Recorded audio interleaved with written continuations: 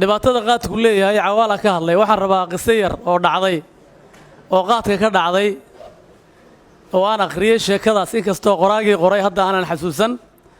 inaan ku soo koobo oo barnaamijkan uga qayb qaato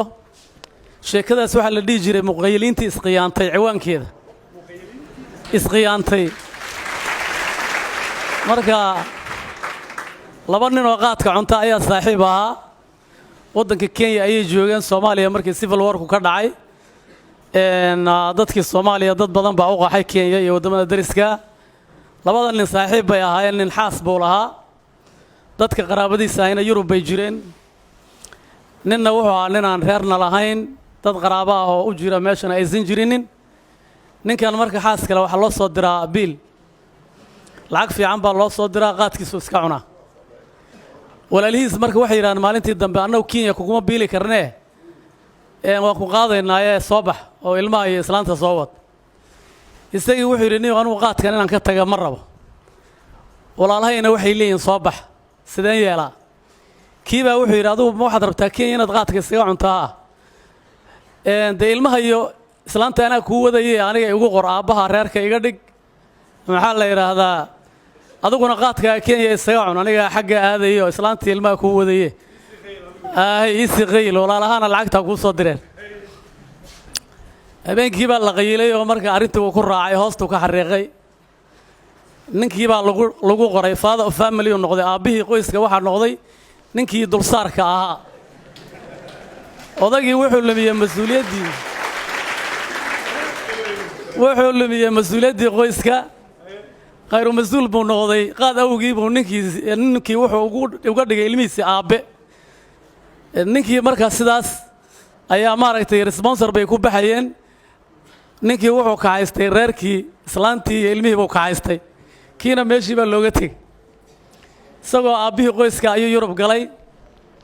kuwii la dhashay way ogaadeen waxay yiraahdeen kii doqonka ma meeshii buu ku haray naagtii ilmihiina ma nin baa soo ka haystay shilinkiina way ka goosteen ay u soo diri jireen shilinna ma hayo xilana ma hayo ilmana ma hayo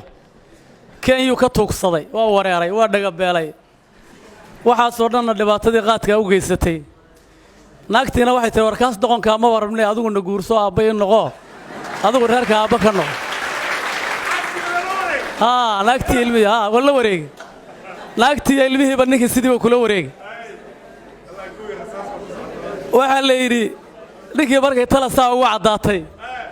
talu raadiye waxa la ragta shadeecir waa tulaataa kan labadeed rag buu tagay wuxuu yiri nimayo tacadigaas aan galay arintaas ay ugu dhacday walaalahay telefoonada iga qaban maayaan naagteedii iyo ilmahaygiina nin baa Yurub ku haysta sidaas ay ugu dhacday talaha la iga raadiyo waxay yiraahdeen warikaar kugu dhacday anna waxa sameeyna ma naqaane Nairobi waxa ka soo raadisaan ninkaas naagta qaraab ahaan ugu dhow waayahay buu yiri wuxuu soo helay hooyadii soo garooba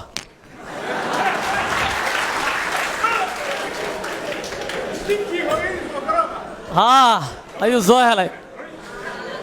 wuxuu yiri nimayo ninkii dhacay hooyadii soo garooba Nairobi joogta maxaan sameeyaa waxa la tala nafkaaga dhow lama arkay habarta guurso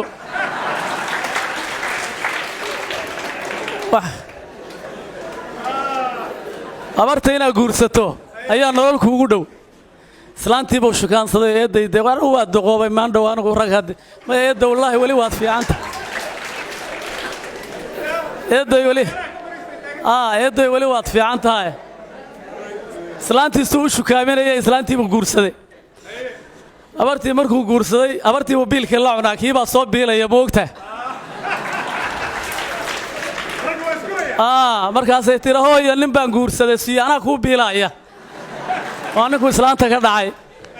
isagu ma oga markaas uu biilkii u badiyay ninkii dhawartii baa ku soo noqotay nolol buu yeeshay oo waa fiicnaada waa ka foqday laakiin hadda islaantii ilmihii baa ka maqan kaliya wuxuu yiri waagin daba hooyo adii adeerba waa idin qaadayaa oo sharci baan idin xareeyay say tira waayahay uu guuriyo marka bas marka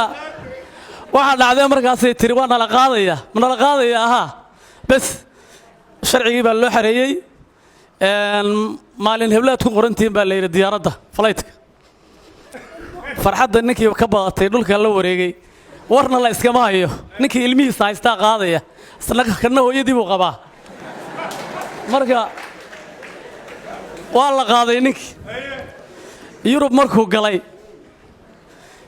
ayuu wuxuu yiri waxaan soo dhaweynaynaa hooyo iyo adeer baan soo dhaweynaynaa inakeen gabadhi xaaskiisa ahayd oo ninkan ka dhacay soo dhaweynaynaa inakeen aeroboortka markii ay la yimid oo diyaaradii jaranjartii inta loo furay laga soo degay buu asagii soo hormaray asagii markuu soo hormaray habartii baa ku xigta markay arkeen ayuu ninkii waa yaabay ninka adeerka la sheegaya waa kuma adeer kale uu ka sii sugaya diyaaradda markaas habartii markii salaantay ayuu yiri hooyo ay tiri adeerna waa kan markaas ninkii iyo islaantii hore oo iyana daalnimada ahayd oo ninkan maaragtay iyaduna markaas waxa weeyaan ka fasaqatay iyo habartii qofba walba waxa ku dhagay hadal ka soo baxa waa la waayay naxdin macnaha shock iyo farxad macnaha qosol gariir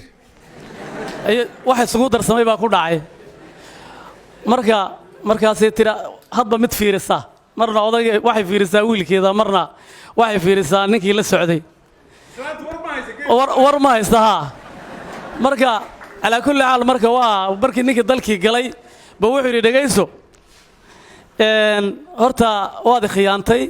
macnaha sheekada ciwaankeedu waxay muqayiliintiis khiyaantay waad khiyaantay haddana adeerka baan ahay islaantayduna adiga kuguma xirna oo tuug baa tahay dan haday ku tahay magaalada ku dhuuma hadda